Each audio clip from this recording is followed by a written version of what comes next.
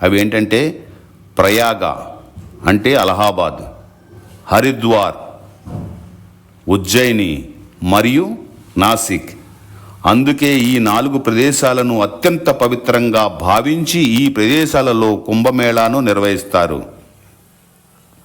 బృహస్పతి వృషభ రాశిలో ఉన్నప్పుడు, సూర్యుడు మకర రాశిలో ఉన్నప్పుడు ప్రయాగరాజులో మహాకుంభమేళాను నిర్వహిస్తారు.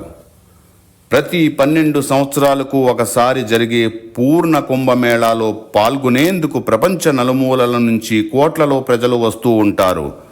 కుంభరాశిలోకి బృహస్పతి ప్రవేశం, మేషరాశిలోకి సూర్యుడి ప్రవేశం జరిగితే కుంభమేళాను నిర్వహిస్తారు. మానవుల 1 సంవత్సర కాలం దేవతలకు 1 రోజుతో సమానం. దేవతల 12 రోజులు మానవుల 12 సంవత్సరాలతో సమానం. అందుకే 12 సంవత్సరాలకు ఒకసారి పూర్ణ కుంభమేళాను నిర్వహిస్తారు. ఆ కాలంలో నదులు అమృతంగా మారతాయని చెబుతారు. అందువలన ఆ కాలంలో పవిత్రమైన నదులలో స్నానం చేయడం వలన కర్మ కరిగి పాపాలు తొలగిపోయి మోక్షం లభిస్తుందని భక్తుల నమ్మకం. అదేవిధంగా పవిత్రమైన నదులలో స్నానం చేయడం వలన మనసు శుద్ధి అయి ఆత్మ తేజోవంతమవుతుందని నమ్ముతారు. ఇప్పుడు రాబోయేది మహాకుంభమేళా. ఈ మహాకుంభమేళా 2025 జనవరి 13వ తేదీ నుంచి ప్రారంభమై 2025 ఫిబ్రవరి 26వ తేదీ వరకు జరుగుతుంది.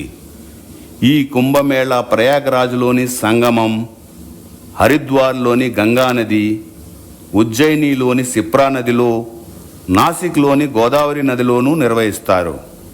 ప్రతి కుంభమేళాకు అఘోరాలు, నాగా సాధువులు, కోట్లలో భక్తులు వస్తూ ఉంటారు. కుంభమేళాని అఘోరాలు, నాగా సాధువులు ముందుగా స్నానం ఆచరించి ప్రారంభిస్తారు. ఆ తరువాత భక్తులు స్నానాలు ఆచరిస్తారు. ఈ కుంభమేళాలో స్నానం చేయడం మన హిందువులు అత్యంత పవిత్రంగా భావించి తరిస్తారు. ఈ మహాకుంభమేళాకు సద్గురువులు, అఘోరాలు, నాగా సాధువులు, త్యాగీలు ఇలా ఎందరో మహానుభావులు వచ్చి స్నానం ఆచరిస్తూ ఉంటారు. అదేవిధంగా దేవతలు ఎందరో మహానుభావులు సూక్ష్మ రూపంలో ఇక్కడికి వస్తారని చెబుతారు.